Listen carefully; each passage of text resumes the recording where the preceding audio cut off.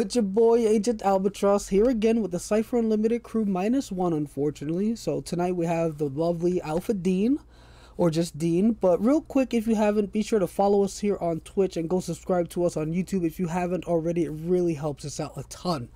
But Dean, what are we doing here tonight? Well, it's going to be a laid-back night. Like you said, -1, and had a little dental issue that he had to get taken care of, so he won't be hanging out with us tonight. So we're going to have a laid-back night. We're just going to discuss the CSOL, or, the Cypher System Open Gaming License that's going to be dropped real soon. And we're going to talk a little bit about that, but more so we're going to talk about the fact, what other ideas we have going on, because, everybody does know we got GM Roulette on the horizon, but what other projects might we want to do? What other things, just bounce some ideas off, and of course we're going to open it up to our lovely audience, see if they have any questions for us or any ideas, throw some stuff out there, just lay back tonight, So yeah, we can just kick things right off with what Ken Hub said there. His only complaint: CSOL needs a better name. I feel like we had discussed some good names the last time we were talking about this, but I don't remember them now. Yeah, we did talk about that, but that was kind of funny. But yeah, CSOL's Cypher System Open License. I think I'm just going to resort to just calling it by the full name because it sounds nicer than CSOL or whatever have you. So either way, with the Cypher Open License here, Cypher System Open License, we are, like Dean said, we already all know about GM Roulette. That's an upcoming thing me, Dean, and Anthony are all working on. But we've talked about that a little bit before. We've shown bits and pieces of it. But we're here to talk about personal projects that we might be working on or something like that. And if you've been on the Discord server, you've seen me talk about something I've been wanting to work on. I have been working on, which is my Stardew Valley type supplement or rule set. And I'm really looking forward to the open license because now I can just put everything I want into the document without having to worry about the little restrictions here and there that come with, the creator program, which again was kind of a mental block for myself personally. Yeah, so I'm very excited, and yeah, I put out some sheets on Discord. I probably should have had the links ready to show y'all in the chat here. Thank you, Cat Up. I've been learning InDesign, and yeah, I made a character sheet and I made a farm tracking sheet that tracks like your crops, like days left for harvest, etc. Yeah, and I'm really looking forward to finishing the writing. Writing's mostly done. I just got to fill in a couple spots like recipes and whatnot for certain things, but it's coming along. It's coming along. So speaking of that, Al, are you looking at that as just a supplemental piece to be plugged into any game, or is this going to be its own, full setting, or what do you expect to do with it? It is definitely going to be a supplement that anybody will be able to take and throw into any campaign setting, whatever have you, where it seems like it might make sense for you to have like a farm that you build together with people, or maybe a base of operations if the word farm doesn't, suit the setting well. And a full-blown setting, which is a little ambitious for like my first writing project, you know what I mean? Hey, you never know, man. You never know. But yeah, it is intended to be added on. It's gonna be just a bunch of rule sets, some NPCs. It's gonna be kind of like a mini setting because the farm is gonna be like its own little community. So it's gonna have NPCs that do things for you and whatnot. So it's gonna be kind of a mini-ish setting. Nice. But yeah, I see it working with again, if you want that slice of life type thing, it'll work perfectly for it. But also things like what is it? Wasteland survival, like zombie apocalypse, you need to build up a base of operations or something. It can fit in a bunch of little niche little settings, and yeah, I'm looking forward to. I need to play test it, so look out for that. If this is something that interests you, I will be looking for playtesters. Sounds awesome, though. And so we talk about stuff that we're all working on. Back in my head, Al, you fooled around with some of my wuxia designs and all of that kind of stuff. I literally have this concept that I literally want to do a full-blown setting. And that will probably be my project for next year. Once we finish up with GM Roulette, I'm going to really dive into it. I've been doing a lot of world building of late with that, And cut up, yeah. If you want to help us with design stuff, we will definitely take you up on your offer because we're learning this stuff as we go along. You know, I mean, I can write all day long, but you know, the design stuff and the layouts and all of that, that's a new animal for me. It's definitely been a lot of fun learning that stuff. But for this wuxia thing, are you gonna make it like not like I'm blanking here. Now I'm trying to compare it to a cipher book. Is it gonna have foci? Is it gonna have descriptors? Is it gonna have all that stuff, or is it just gonna be okay, cool? It's gonna have everything. It's literally okay. To give you guys kind of a concept, an ideological concept of what I want to do. I'm at this point, my working title is TriStar Fantasy, and basically, it's going to be a full-on idea of bringing magical beings, technological beings, because I'm going to do cyborgs, I'm going to do magical creatures, and I'm going to do the wuxia, and it's going to be the TriStar Fantasy, and those are going to be the 3 stars, okay? And it's going to be, I guess you could say, fantasy meets sci-fi meets, you know, action movies is the basic concept, you know? And literally it's going to be gateways between these 3 dimensions, these 3 worlds, and they're going to be all tied in with an overarching concept. So it's kind of ambitious, but yeah, full-on wuxia, absolutely. It's going to be, that's like been my baby, so. Yeah, that sounds awesome. Now, I had a question to ask you now. I lost it. I'm so bad at being an interviewer on the spot. But that sounds awesome. I forget. Oh, yeah. Have you run it at all, like your own version, like, you know, what have you have so far, have you done, because I know you do games like, you know, at stores and whatnot. Have you like tried it at all yet? I've actually been testing each part. Nobody has actually experienced the gateways yet or bringing the 3 aspects together, so it's all more world building stuff that's been going on, and the play testing stuff has been pretty tight. You know, of course, you know, like I said, you played some of the wuxia stuff when we played, you know, Burning the Red Lotus Temple. Yes, so that was super fun. And I remembered my question. Are you going to have unique mechanics, like mechanics you make up that, like, to give the essence a little better, or is it just going to be pure cipher system? There's going to be tweaks. There's probably going to be, you know, think of taking mechanics that already exist and kind of reflavoring them, reskinning them a little bit. So, cool. Yeah, nice. So. And you know, if you need help working on that, I'm pretty decent, flavorful writer. So don't feel like you gotta write that whole thing by yourself, dude. Oh yeah, and Cat Up, you're absolutely right. The Apprentice Adept series by Piers Anthony is slightly partially my part of my inspiration. I'm a huge Piers Anthony fan, and I don't know if you read Roger Zelazny back in the day with the 9 Princes in Amber. You know, it's been a lot of influences, just to say the least. You know. I definitely don't know what that is. So those are authors. Those are authors who I gathered that much. Come on. Yeah. Oh, but on top of, you know, so for the what you call the Stardew Valley type thing that I have, where that's close to wrapping up being written, I also want to revisit my Darkest Dungeon thing that I was working on, because that was hella fun to run. It was hella fun to I don't know, it was just super fun. Do me a favor, Al. Keep talking, run over that really bad. I thought I could be all right, but I really got to run to the bathroom. Just give me like 2 minutes, people.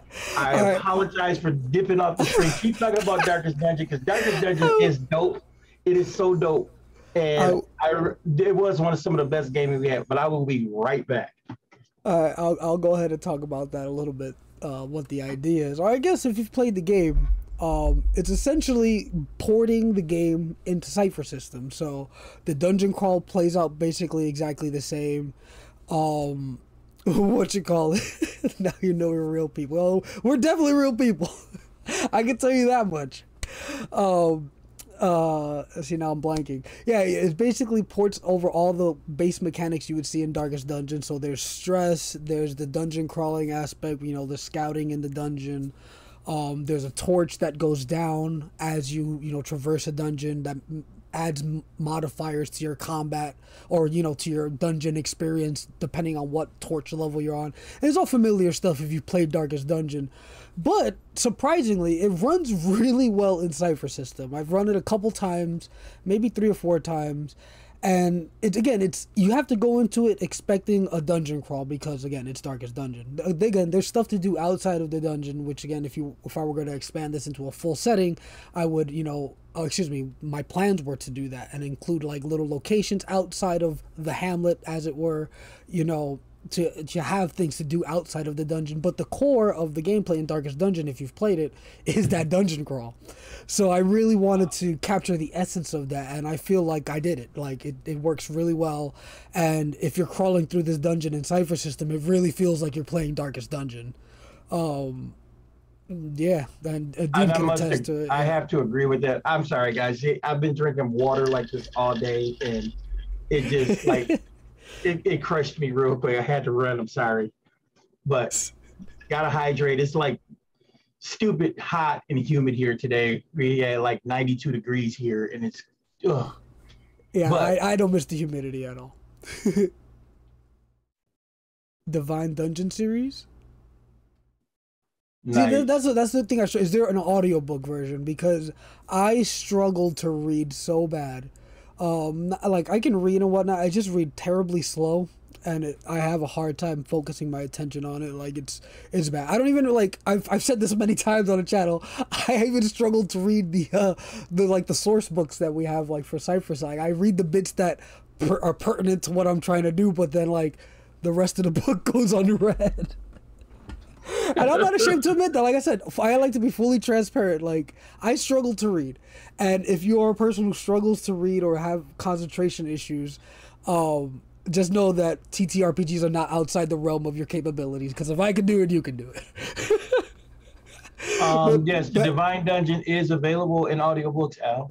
Cool, I'm going to look that up. So I just happened to look that up for you. Because I might actually check that out myself, because I'm trying, you know, the concept behind this particular, you know, what we're talking about, these type of things that we're doing, you know, is that you want to bring, you know, something with some meat on it, you know, not just a skeletal frame. And your idea with the Darkest Dungeon, like I said before, you always talk about not reading and, you know, not being up on a lot of pop culture stuff. It's really crazy, Al, because you're so good at it. You know, you have such a talent. You bring a richness to the table. You know, you got a natural talent. And, you know, you should get like Dragon Speaking Naturally or something where you can just dictate your stuff, you know, and, you know, stick with the audiobooks. If that works for you, go for it. Because I do audiobooks and regular books. And I, like, you know, this month alone at work, because I work 12 hours a day, month of July, I've read like 8 books. Well, I've gone through like 8 or 9 books audio already, you know. Yeah, but that was a pretty big tangent. But that tangent was actually a pretty good segue into something. But before I segue into that, I do want to say with Darkest Dungeon, if I do actually pursue writing it as a full thing, I do want to include like foci that reflect the characters you see in Darkest Dungeon. We would also, again, there would be the stress mechanic and all the other stuff that comes with that. Yeah, it's definitely pretty. Back when I first started this, oh my god, it's been years since I like considered writing this. But most of my stuff is handwritten in a notebook for this, so like I gotta like transcribe it or something. Like I didn't expect to be so caught up in digital. Like I have stacks upon stacks of notebooks that I don't even use anymore because now like digital is the way. Like kind of sucks, but well, that's why I bought the Rocket Notebook. I have one of those too. I have one of those. I bought the Rocket Notebook for that reason, because there is still something very alluring for me to sit down with my pen or, you know, and write things out. But again, I do sit behind the keyboard, you know, and type away as well.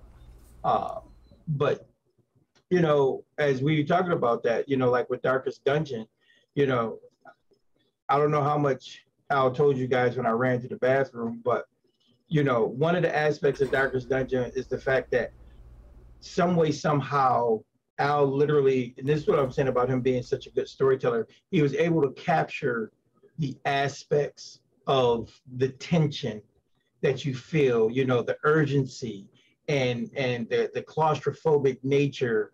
All of those aspects came to play with just some very simple plug-in mechanics that kind of already existed within the realm of Cypher system. And, you know, that's one of the biggest things I want to say about this open gaming license. I think it's going to give a lot of creators the opportunity to show the true flexibility of the system, you know, because I know for me, for as a rule of thumb, I do my best not to have to really create anything new, but just modularly use what's already available to me, you know. Even when I created you know, the magic system, I didn't really create anything new. I just stayed within the parameters of what Cypher system already offers. So Yep, that's exactly what I tried to do. I try to not, again, I had to add a couple things like stress and the torchlight thingy, but they all basically work under Cypher premises and they alter, you know, things in a very Cypher way that doesn't break Cypher system or anything. And that's, you know, thank you for the description, by the way, of me being evocative enough to portray that like suffocating feeling or whatever have you. Because that's a really big essence, like a part of Darkest Dungeon. And I'm glad I was able to convey that with the use of some of that, you know, mechanical bring over from Darkest Dungeon. But back to the thing I was talking about before when I said that the audiobooks were a good segue into something. And I want to preface this by saying that I love the dudes at Raven Desk. They are awesome. They are awesome, awesome, awesome. But they were working on a project that didn't come to light, and I really wanted to see more of it. And it's Dead Jack. And I bring that up because I was listening to the audiobook. The author, James Aquilion, he actually gifted me, I think the first one? Yeah, the first one. And I bought the second one. I haven't listened to the second one yet. And it was awesome listening to that audiobook. And that's a setting I would love to see that actually come to life. Hopefully, now that the CSOL is out, again, I don't know what Raven Desk's hold up with the project was or anything like that, but that project either Raven Desk needs to get back on it or someone else needs to take the reins. I'm just going to say it. Again, I love the guys at Raven Desk. I absolutely adore them, but Dead Jack needs to see some Cypher action. That is a awesome setting. It really would be. And speaking of the other setting, my other dream setting to create for Cypher system, and again, you know, possibly because my brain just is always firing off in like 72 different directions at once. But the other big idea I want to do a pulp era setting for Cypher system. I grew up, you know, my father was the one who got me into Remo Williams and Doc Savage and, you know, the Shadow and the Whisperer and all of those kind of things. Those I love. I just love that pulp era. You know, one of my favorite movies. You know, and it's a great memory because my dad took me to see. You know, used to take me to see the old serials. You know, like Rocket Man and Captain Marvel. And then when they came out with that movie, I think it was like '99 or something, '98. Sky Captain and the World of Tomorrow. You know, that was just a great blast, you know. So those are the things I'm looking forward to. As far as my TriStar setting, the concept will be also that I'm going to try to sell them each in 3 individual books. It's going to be like a 3-book set, a book for each of the worlds.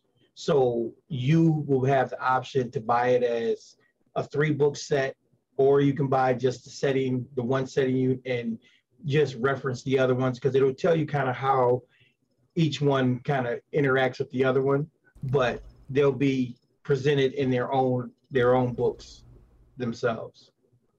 That's wild. 3 books, bro.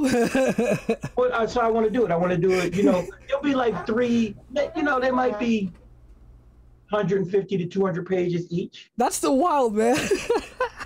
I'm here sitting with my like 15-page document, like, damn, I've written so much. Dude, I just finished 11. What was it?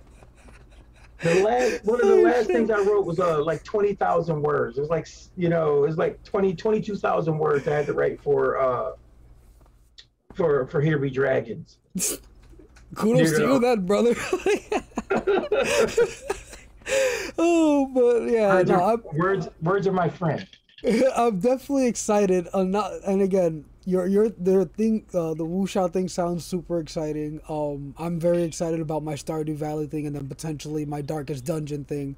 But on top of that, I'm very excited to see just what people come up with. Like Headhub said, he plans on dropping his crafting rules, if I read that correctly, with the CSOL, which is awesome. Like, people have been clamoring for crafting stuff, so that's fantastic. See, anybody else mention things they want to be working on? Oh, Jason said he's been sitting on a setting book for 6 months. Well, what's it all? Well, Jason, quit sitting on it. Now's the time, brother. I mean, once they officially release it, right, which it should be soon. Summer only has, what, a month and a half left at this point? Like, so well, it should be forthcoming. Gen Con is coming up, so that's probably where the big announcement's going to take place. That makes sense. Possibly, I don't know. That makes sense. That makes sense. And yes, Stormbringer, Coyote and Crow is absolutely amazing. It is a beautiful book. It is a beautiful, beautiful book. The quality of the paper, the artwork, so on and so forth, is magnificent. And I would definitely, be tempted to, adapt that setting for Cypher System, only because I love to run everything in Cypher System, not because there's anything wrong with the book, the mechanics, or anything else. I just like running everything in Cypher. That is facts, though. I could love something to death and just be like, but Cypher System. Oh, yeah, but I'm very, very excited. Yeah, that interview was Monday. This past Monday, Jason, that he had the gentleman who created Coyote and Crow on. Ah, yes. On Role Player with 1,000 Faces from Matt Yancic. So, you people out there in the lands of the interwebs, you got any questions for us? Anything that you might want us to answer? Because we're just sitting here tonight. Like I said, it's an easy, laid-back night for us. Yeah, we're honestly probably going to call it soon. We spoke a little bit about our projects. We don't want to like drag this out because again, Anthony wasn't here, so we didn't really have anything planned. Again, I like being transparent. So and it was a nice little opportunity because I have been working on that Stardew Valley thing. I really like how my character sheets came out. Your character sheets are dope. And yeah, thank you. It's been a lot of fun learning that stuff in design. Well, I gotta get on it because you know what? I'll be honest with you. I'm jealous. I'm a little bit jealous of the quality of the character sheets you put out because it's like, man, okay, I need to get my hands on this stuff. I can make it for you. Just we're a team, right? Yeah, absolutely. Just give me some design notes, and I'll put that shit together real quick in InDesign. Okay. Nick Sticks says, when Numenera or you mean CSR differ on rules, which do you go with? Most of the time, I stick solely with the CSR. I like the CSR in of itself. I like the fact that the CSR is a little bit more freeform and more expansive. Numenera has a tendency to be, it's focused. It's focused on its setting, and it tends to attempt to bring about a certain feeling. So if there is a discrepancy, I will use Cypher System ruling versus the Numenera rules. Yep, I agree with that. And again, you're newer here. I came in, me personally, in Cypher System. Numenera was a secondary thing for me. Like, I've probably maybe played 3 Numenera games, period. I mostly run Cypher System, so Cypher would be my go-to for like rules clarification or something like that. The CSOL itself is the Cypher System Open License. That's the open game license. So that's basically for people, that's for the creators. There will be an SRD. That's how that works. The SRD will more than likely just be a web presence. It probably will not be something that can be sold. It possibly will be able to be downloaded. At the end of the day, I don't have all the details how the SRD is going to work, because you know the open gate, the CSOL and the SRD are two animals that go together, basically.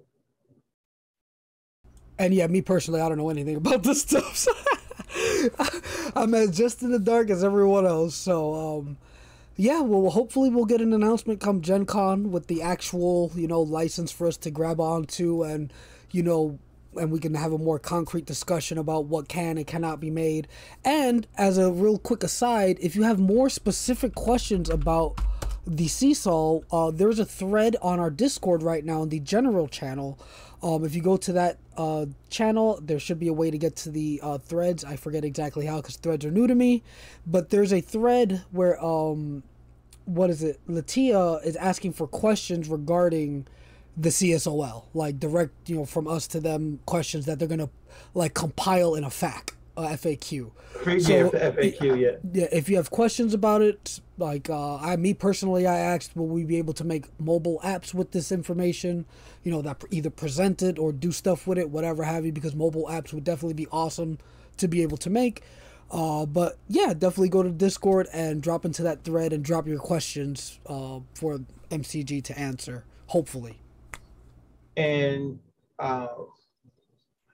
just a quick update for everybody. I will be at Gen Con for anybody who can make it. I'm going to be there as the representative of Cypher Unlimited. I'm going to be running Stealing Stories for the Devil, because that's going to premiere. Basically, the reason why people haven't gotten it yet is because there was a mix-up with the, or not necessarily a mix-up, but I guess a problem with the printer. So it's delayed in that respect. But I'm going to be running it at Gen Con, which I'm totally stoked for. The game is so hot. I mean, I actually downloaded and printed up my own cards and stuff. You know, it's just going to be dope. That I don't know if any of you have watched our actual plays with Sean K. Reynolds with it, but it was awesome. It is straight awesome. Yeah, you know? So if you're gonna be at Gen Con, definitely try to find Dean. Yeah, and like I said, I'll probably be at the MCG booth. I will be wearing Cypher Unlimited gear all weekend. You know, I will probably wear nothing else but Cypher Unlimited shirts or GM Roulette shirts, as you can see behind me, the GM Roulette symbol. But that's my plan. I'm easily accessible. You know, come talk to me. I'm not an evil tyrant or anything. As much as he and Anthony can get into it, don't worry. And excuse me. And as much as he can seem like an old curmudgeon, he's quite a lovable guy.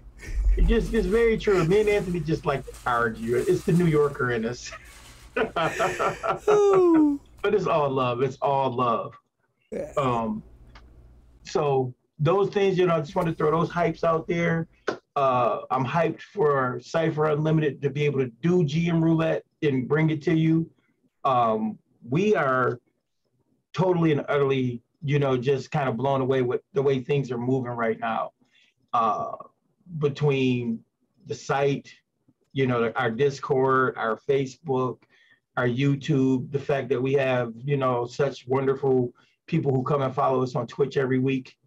You know, this is a dream come true, you know, and things just seem to be getting better. So as Al would say, we love you guys, you know. Yeah. We definitely appreciate all the love, and again, even for little things like this tiny stream here that we kind of just threw together last second. Thank you guys so much for coming and talking with us. It means the world to us. Yeah, it's been an awesome ride that just keeps getting awesomer. Exactly. And Lex Littner, yes, buy Cypher stuff. I understand how that goes. You know, we're just like kind of neurotic. We kind of catch all the Kickstarters. We've been at this Cypher thing from the beginning. At least I have. These guys are catching up, but you know, I'm completely neurotic. I have every Cypher product that's been printed, you know, and I have it in print and PDF. So, You and definitely got Monty me Cook beat. Games, though Monty Cook Games does do every year, at least 2 or 3 times a year, they do a big bundle of Cypher material. So The you Humble can get those Bundle. bundles on, you know, at least you can get everything in PDF until you can get the physical copies if that's what you're looking for too. Yep. Definitely So keep an eye out for those bundles. before I do our final spiel, you got anything you want to say, Al?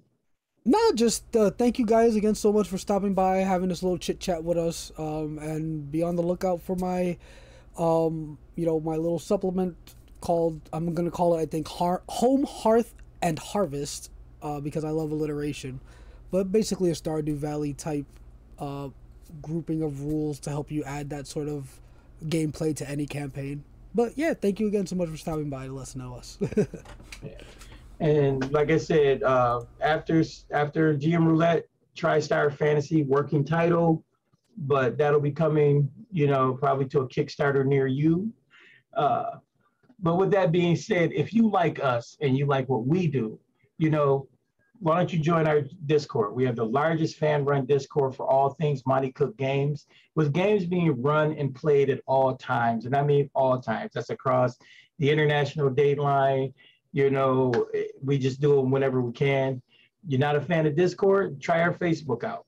Facebook's not as big as our Discord, but we still have plenty of discussions out there. Subscribe to us on YouTube or Twitch. If you ever miss our Twitch, just so you know, all of our videos will always be free, you know, and we always upload them to Twitch, YouTube afterwards. We're in our process of trying to reach 1,000 subscribers, so we appreciate you so much if you can give us a subscription there and a follow, hit that notification bell, and you always know when we drop a new video. And if that's not your thing, you can always give us a little donation on Ko-fi, because like I said, our videos will always be free, but Ko-fi donations help us out with little things like our Zoom calls. Or you can buy some merch like I'm wearing. We have hats, notebooks, mugs, and the works. Show your love for CU. Support us all at the same time. You know what? And once again, at the end of it all, we love you guys. Yep. So thank you again, guys, so much for stopping by. We really appreciate any support you show us, and that also includes just coming by and talking with us. So thank you again so much. And yeah, from us at the CU, we will see you later. Later, people.